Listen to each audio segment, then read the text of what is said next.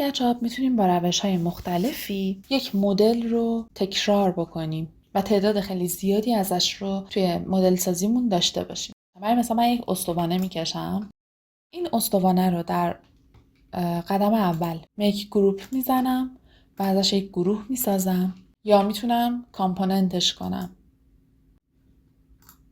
که این قسمت داشته باشمش. برای اینکه از این آبجکت هم کپی کنم، از طریق ابزار موو در حال جابجا کردن شکل هستم، کنترل رو بزنم، یک مثبت کنار ابزار موو ایجاد میشه و میبینید که شکل دوتا شد، کپی شد، ازش کپی پیست شد.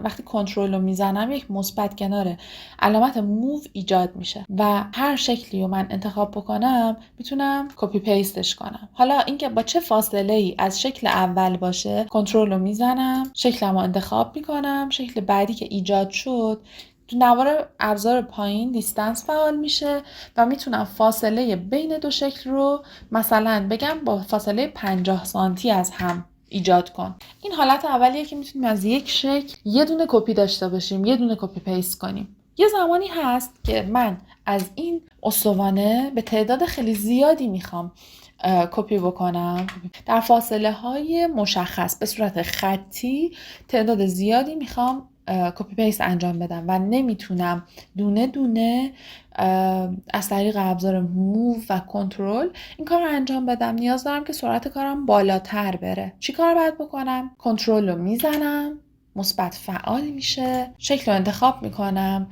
با فاصله 80 اینتر میزنم و توی کیبورد X رو میزنم، مجدد مینویسم 50.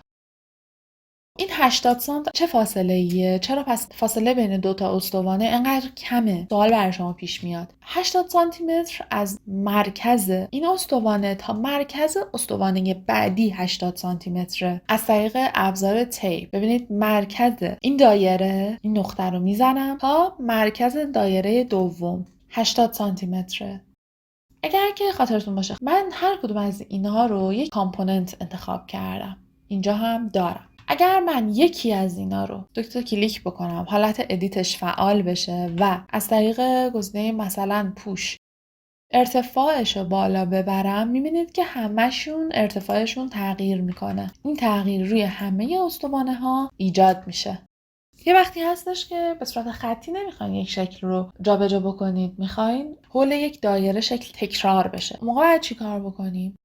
مثلا من یک دایره دارم به شعاع 300 و شکل اولم توی زاویه 0 این دایره قرار گرفته. از طریق روتیت کنترل رو که بزنم یک مثبت کنار المان روتیت ایجاد میشه. مرکز چرخش رو نقطه 0 انتخاب میکنم، نقطه مرکز این دایره انتخاب میکنم و میارم تا نقطه‌ای که میخوام آبجکتم تکرار بشه. کلیک میکنم و میبینید که یک آبجکت جدید تکرار شد دقیقاً حول فاصله بیرونی این دایره. میتونم زاویه رو اگر تا اینجا بیارم 15 درجه است. مثلا اگر 30 بزنم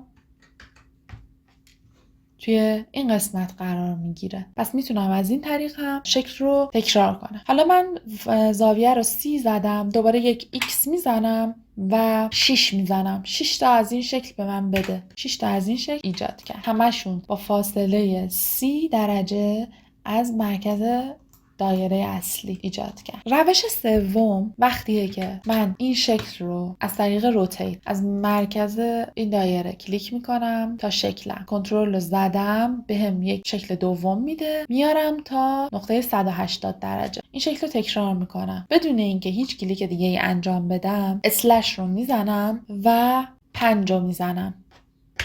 اینجا داریم بهش این دستور رو میدیم که شکل اول من تو نقطه 0، شکل دوم منم نقطه 180 درجه است. بین این دوتا شکل 4 تا شکل دیگه با فاصله های مساوی از هم ایجاد کرده. دیگه من فاصله بینشونو نمیزنم که اصلا چقدره، برام مهم نیست فاصله بینشون چقدره توی این گزینه، اصلا برام مهم نیست فاصله بینشون چند درجه است. تو روش قبلی برام مهم بود، میخواستم همشون 15 درجه 30 درجه با هم دیگه فاصله داشته باشن. اینجا برام مهم نیست. اینو میتونم با گزینه موو هم انجام بدم. مثلا کنترل رو میزنم، شکل دوم به صورت خطی با فاصله 500 سانتی متر قرار میدم، اسلش رو میزنم و مثلا میزنم 6. اصلا برام مهم نیست فاصله بینشون چقدره، تعدادی که داره ایجاد میکنه برای من مهمه. این روش برای ایجاد سریع ستونها، نرده‌ها، ردیف‌های صندلی، ساخت اشکال چرخشی مثل پره‌های پنکه به ما خیلی کمک میکنه و زمان مدل سازی رو به شدت پایین میاره و بهینه سازه